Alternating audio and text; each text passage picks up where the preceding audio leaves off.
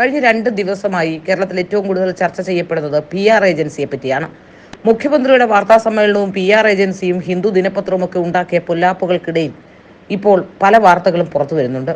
ഇപ്പോൾ പുറത്തുവരുന്ന ഏറ്റവും പ്രധാനപ്പെട്ട വാർത്ത ജോൺ ബ്രിട്ടാസിന് മികച്ച പാർലമെന്റേറിയൻ അവാർഡ് കൊടുത്തതും PR ഏജൻസിയാണ് എന്നാണ്. ഏറ്റവും മികച്ച പാർലമെന്റേറിയനായി ജോൺ ബ്രിട്ടാസിനെ തെരഞ്ഞെടുത്തതും അവാർഡ് കൊടുത്തതും PR ഏജൻസിയാണ് എന്നാണ് ഇപ്പോൾ പുറത്തുവരുന്ന വിവരങ്ങൾ. ചെന്നൈയിലെ സ്വകാര്യ PR ഏജൻസിയാണ് എല്ലാ വർഷവും ഏതാനും പാർലമെന്റേറിയന്മാർക്ക് സൻസദ് രത്ന അവാർഡ് പ്രഖ്യാപിക്കുന്നത്. കഴിഞ്ഞ തവണ CPM രാജ്യസഭാംഗം ജോൺ ബ്രിട്ടാസ് അവാർഡിനായി തെരഞ്ഞെടുക്കപ്പെട്ടു. കേരളത്തിലെ ഇടതുപക്ഷ ഹാൻഡിലുകൾ ഏറ്റവും കൂടുതൽ ചർച്ച ചെയ്ത വിഷയവും ഇതുതന്നെയാണ്.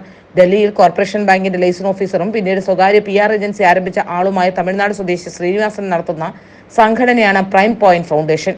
ഈ ഫൗണ്ടേഷനാണ് അവാർഡ് ഏർപ്പെടുത്തിയിരിക്കുന്നത്. മദ്രാസ് IITയുമായി ചേർന്ന് ചെന്നൈയിൽ നടത്തുന്ന സ്വകാര്യ ചടങ്ങിലാണ് അവാർഡ് വിതരണം ചെയ്യുന്നതും.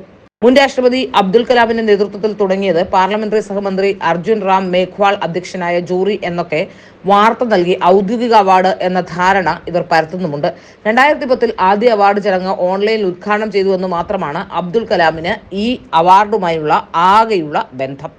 ഏതായാലും ഇപ്പോൾ PR ഏജൻസിയുമായി ബന്ധപ്പെട്ട വാർത്തകൾ വരുമ്പോൾ മുഖ്യമന്ത്രിക്ക് PR ഏജൻസിയുമായി ബന്ധപ്പെടാനുള്ള അവസരം ഉണ്ടാക്കി കൊടുത്തത്, അതും ഡൽഹിയിലെ PR ഏജൻസി ആയതുകൊണ്ട് തന്നെ സംശയത്തിന്റെ മുന നീങ്ങുന്നത് ജോൺ ബ്രിട്ടാസിലേക്ക് തന്നെയാണ്.